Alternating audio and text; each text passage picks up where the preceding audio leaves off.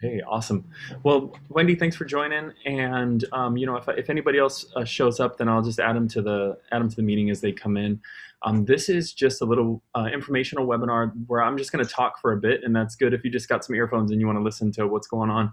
Where I'll tell you a little bit about myself, Joseph Osborne, or Ozzy, as I'm being come to known at the Academy here.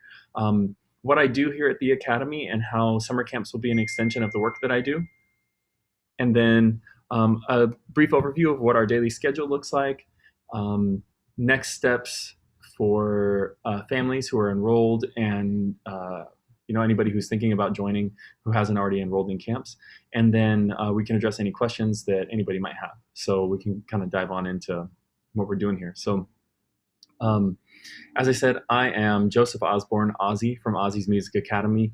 I opened Ozzy's Music Academy last summer in the middle of a pandemic before we knew we were going to be having mask mandates lifted or that shelter in place. We actually opened it. I was scheduled to open before I knew that shelter in place was going to be ending. So come to find out, my first camp was June 16th of last year, and California lifted shelter in place on June 15th. And so one day after shelter in place lifted, I opened doors for my summer camps last year, and it's been a wild ride since. Lots of ups and downs, scares, but everybody's staying healthy, and here we go. So let me tell you a little bit about myself. Um, I live in Alameda. I've been here for 7 or 8 years now. I bounced around the East Bay just a little bit.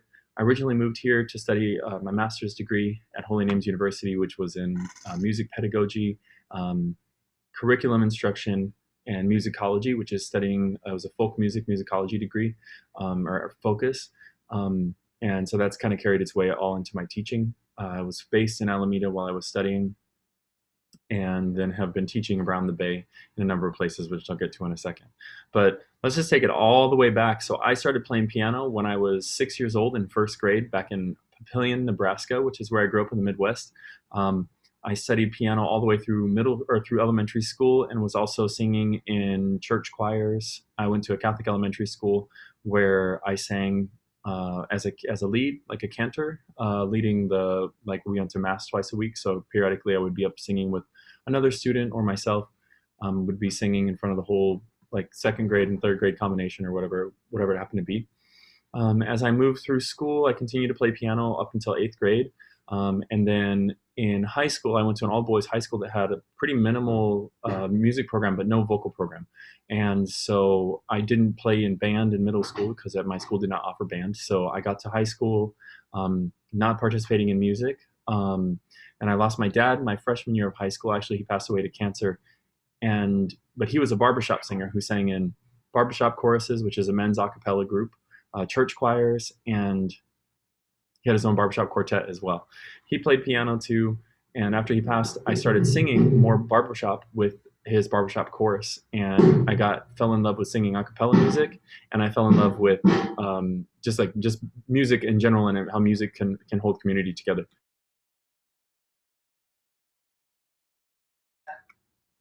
And then as I went through high school, I got more committed to and enjoying vocal music. And eventually continued to sing when I was in college, where I studied math and physics. I was going to be a math and physics professor. And then after 3 years at Creighton University in Omaha, arts humanities pre-professional school, I transferred to Wayne State Teachers College to play basketball and to study vocal music in addition to math. And I wanted to be a choir director. After singing in these choirs and studying a little bit of music in college, I said, I really want to go for this. So initially I wanted to be a choir director, but it was in my methodology classes, in addition to studying a lot of behavioral educational psychology, I started studying children's music pedagogy, which is the art of playing, dancing, singing, and creating music performances and just music experiences in the classroom using xylophones and percussion. And I then went to study what is called the Orff Schulwerk, which is just dancing, playing, singing, improvising, at St. Thomas University and Miami University, Ohio, where I dove even more into and fell in love with this pedagogy style. And so I finished my degree at Wayne State College, 2 years while playing, walking onto the basketball team there. And then I got in my first job teaching out of school was in Forks, Washington, on the Olympic Peninsula in Washington. And so while I was in Forks, out in the middle of nowhere in the rainforest, I was teaching K-5 music, middle school band, and then I was working with the basketball programs as well. And so while I was there, I started studying what is called the Kodály methodology. And Kodály was a music educator and or musicologist in Hungary who collected the Hungarian folk songs and then built a music curriculum based on those folk songs. And he said this is our uniquely Hungarian identity, and he wanted to use that music to then build an identity as of that country post World War II as a musical country, and that has inspired educators around the world to adopt that musical study of saying taking the folk music tradition of a country, of a people, of a culture, and then using it to teach musical elements. So a couple years, 2 years in Washington later, I said, this is a little bit too rural for me. I'd love to get back to where the people are. And I also heard about this master's degree program here in Oakland. So what I then did was I applied to the master's program, and I had to do a lot of prep work to get qualified and get ready to get into this program. But I got into this Kodály program here in Oakland. I fell in love with the Bay Area, obviously, as one does, as we all do, so because we're still here, right? And started teaching in Oakland Public Schools as part of my practicum, and was studying folk music of North America, African American folk songs, and a little bit of other international, including Latin American and Asian American and Asian songs and Latin songs. And then I got my first job was teaching over at a charter school in the Los Altos Hills. I was teaching at Bullis Charter School, which is back up against, it's kind of right between 280 and 101 in Silicon Valley. And it was a very innovative school. We were doing amazing things with learning goals, with our programming, with challenging students, with setting high expectations for that student achievement. And it was a really great place to be teaching. However, I was living in Oakland at the time. The commute was really big, and having studied in Omaha at Creighton Preparatory School and Creighton University, I had a larger social justice calling for the first few years of my teaching career that I needed to go attack. And so I came back over to the East Bay, and I got a job teaching in East Oakland off 53rd Ave and East 14th, where it's a little bit underserved school, lots of Latin American immigrants and first generation kiddos.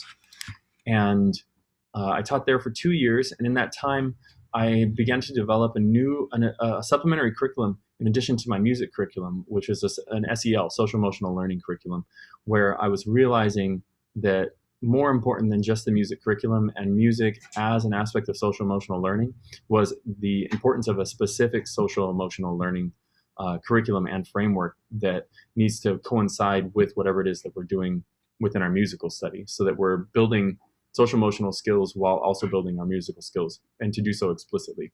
So I started Emotive Arts Oakland, which was my social emotional program through performance and visual arts. So we were painting, dancing, acting, and playing songs, and writing those plays with a character-centric focus. So we were doing character values of the Bridges Elementary School, which is what they had 5 character pillars that they wanted to push the students towards. So we started working on that.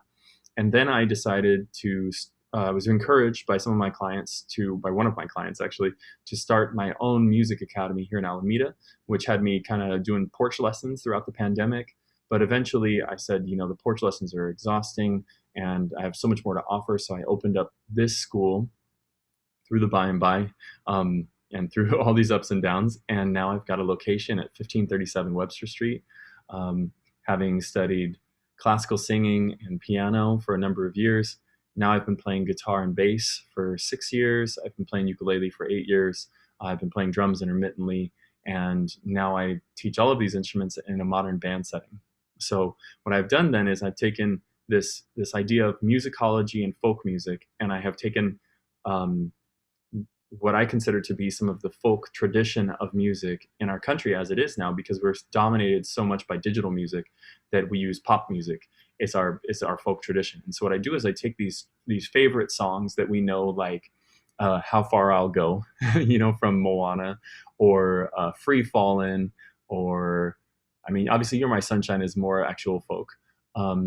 But we've got, like other songs like Eye of the Tiger, which the kids know, Surfin' USA, Deo, Don't Worry, Be Happy, like all of these other songs that we hear so often in movies, in the store, in the car, in commercials, in TV shows. And what I do is we get the kids singing these songs, and the idea behind my pedagogy, and this is kind of what we move towards now, moving more from my bio into what do we do here at the Academy, and that is we create mindful musicians through musicianship, experiential learning based musicianship. And so how that starts is we play the songs that we know and we just get playing. Like it's not, I tell the kids it's not called boring music. Like we don't walk up to a piano and say, I'm gonna go boring the piano, or I'm gonna go boring this guitar. Like we talk about, we're gonna play this guitar. And so we have to understand that within play there are rules that we have to follow. And when we know those rules and we can follow those rules, then we can create. And that's where the improvisation comes in, that's where the collaboration comes in, and this is where the discipline comes in as well, as we have to understand these rules so that we can have the most fun. So what do we do here at the Academy? We do improvisation based games. So there's much like theater games, and we draw the parallels between these improvisation based games and the art of playing music and the art of playing music. We also do mindfulness exercises, mostly rooted on breath and centering our presence of being on our breath.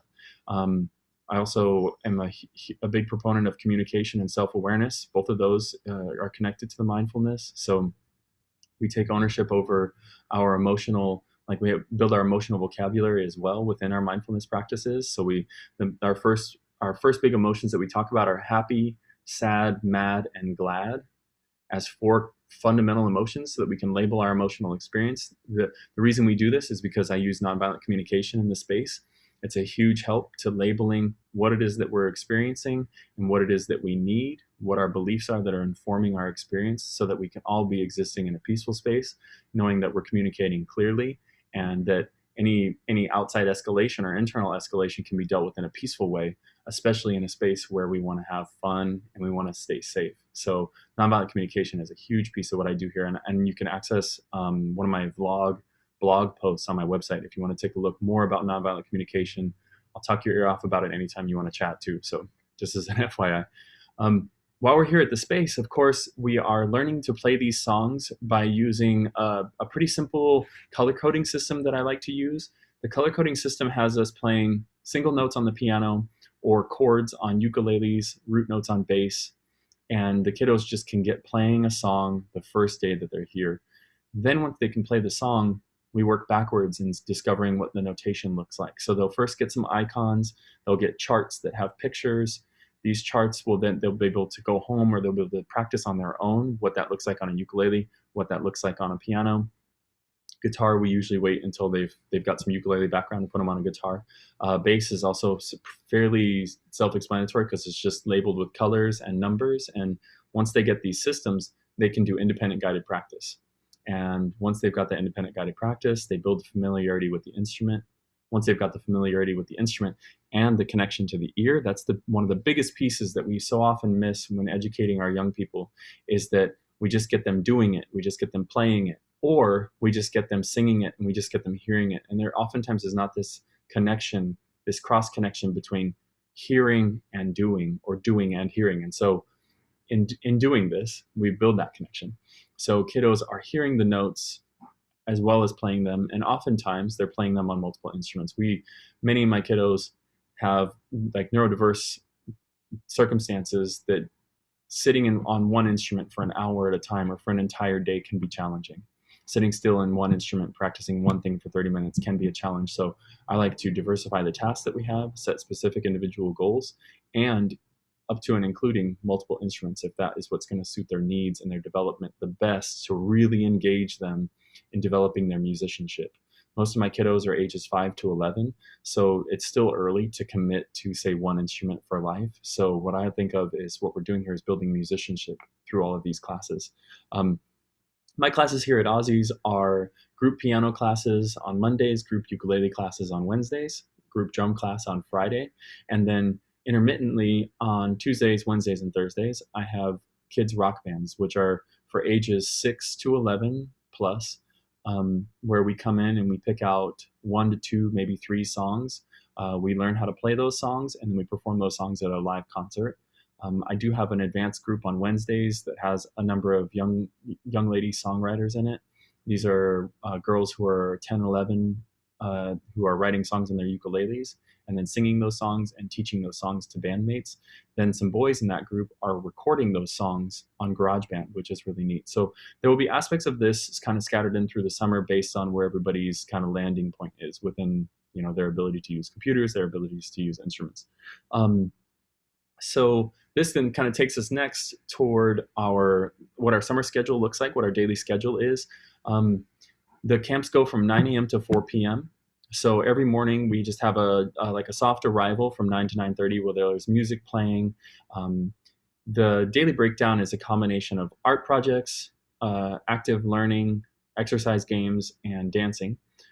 So it's art projects, active learning, dance games, and then rehearsing, so playing on our instruments. So what we do first thing in the morning is they have some choice time. They can come in, pick up an instrument and play a little bit. A lot of times we get coloring. Their minds are just kind of getting woken up. So working on the coloring projects or one of our weekly art projects can be a great place to start. Then we do our morning meeting at 9:30 a.m. where we do our goal setting. We check in what are the outcomes that I want to see for the day. Because in the span of a day, we have between 4 and 5 rehearsals that we shoot for. Each of them is about a 30-minute block. What I like to do is we do small group learning when I've got kiddos who are playing the same instruments, and then we split up. And once the kids, like I said, understand the notation and understand their instrument, they do independent learning, and they'll go out and I have practice rooms where there's large sliding glass doors where the kiddos can shut the door, and 1 or 2 of them can stay in each one of these practice rooms that has an air filter in each one. And the kiddos can practice what it is they have on their paper. They can practice specifically. They can work with a partner. I also teach drums. I think I may have mentioned that, but I've also got 7 drum sets here, if you'd believe it. So it's pretty special. So the kids definitely find something to do. And so in the morning we set those goals at 9:30. We play a game. We do a mindfulness activity, and then we break out and start our rehearsals. We do some snack breaks. I like to have sugar-free snacks or low sugar snacks. So I like fruit and granola bars, oatmeal, and I also make smoothie popsicles for the kiddos. So I've got these, it's like a kale mixed green base with orange juice, and then just whatever fruits really the kids request. Like bananas and strawberries are huge hits, so they love those popsicles. So I've got those here as well, and it's a great way to trick them into eating their greens. So and then we have our snack. We come back, we touch base, we do a movement activity like freeze dance, which is a game the kids play where they turn music on, turn music off, and they have to pause and they can't move. Then they start playing the music again, and it's great. But what I like to do is, instead of having them playing music on an iPod, which is what they usually do, iPod age check, is I have them record the music or play along to a drum machine on the piano on stage. And so what this does is, I can let you see the stage real quick. So here's our stage. This is a 24-inch platform in our space, and the kiddos in this space then get used to going up on stage and playing, and they get used to how much fun they can have when they're sitting at a keyboard on stage or when they're sitting at an instrument on stage versus being afraid to go up, because the only time they ever go up on stage is right before the concert and they don't have experience with it. This way we build that familiarity into our day. We build that play into our day. So we'll play those games. We'll come back. We do another meeting. We'll do some like physical challenges. We've got some games that are pulled out of like summer camp exercise games that are good for indoors. After our morning wrap up, we'll do a little bit more art. Probably work on our big art project. We usually have like a multimedia art project that we work on, as well as the coloring, just to kind of fill space. And then like we just did a cherry blossom watercolor and mixed media art project for the February camp, which is really nice. So then we go down to the park. We walk down to Longfellow Park, which is down Lincoln, I think it's less than a half mile, or we go over to Woodstock Park, which is 0.8 of a mile. It's a little bit of a hike for the 5 and 6 year olds. The older kids are able to make the trek without any trouble. It's got a really great play structure and like a zip line and these like tire swings over there. They really like it. We wrap up over at the park after some playing. I give them some warnings. I'm typically playing. They love to play on the play structure. So if there's ever any group games, I'm there in the games mediating. refereeing the games so that everybody's staying, peaceful and happy. And sometimes if I've got to be it, then I'll be it. Just long enough to mix up the balance of the game. Then we come back to the academy where we do an audiobook. We listen to an audiobook for 15 minutes. This is a great time to get the kids re-grounded and calm down from all the exercise and all the movement. After the audiobook, we do one small rehearsal before we do an afternoon snack, because then it's been nearly 2 hours since we've eaten, or hour and a half usually, so the energy's kind of dipping. So we get another snack in, then we tackle our last rehearsals and art time for the day. We close out the day between roughly 3:15 and 4 o'clock with some music video games that I have here at the academy, more art projects, more rehearsals. It's more of a choice time part of the day. So the games that we have are Just Dance on Wii, Guitar Hero on Wii. I've got Rock Band on PlayStation with the drums. It's the Rock Bands with the drum kit. Then I also have Rocksmith. Rocksmith is a game that came out on PlayStation in 2014 that uses an actual guitar as your controller, so it hears the notes. There's a number of little arcade style games that use the notes on the guitar as their controller, or you can play actual songs. I find the little ones, ages 7 to 10, 7 to 11, 12, they like to just play the arcade game, but it gets them moving their fingers on the fretboard of the guitar, which is a really neat thing to see.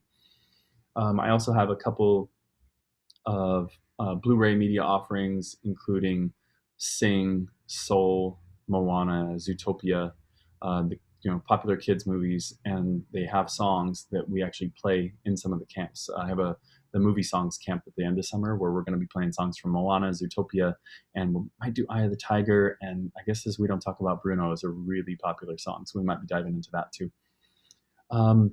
That kind of wraps up our day. Parents come in. I love to play at the end of the day. If parents have a few minutes to stick around, and would love to talk about the progress that we've made, the things that we've done. We close out the day with gratitudes, where we express something from our day that we're grateful for, or something that we're grateful for in general. We sprinkle mindfulness in with each of our transitions, probably 3 to 5 times throughout the day, depending on what we need. If we're dealing with some tiredness or escalation, we always have that.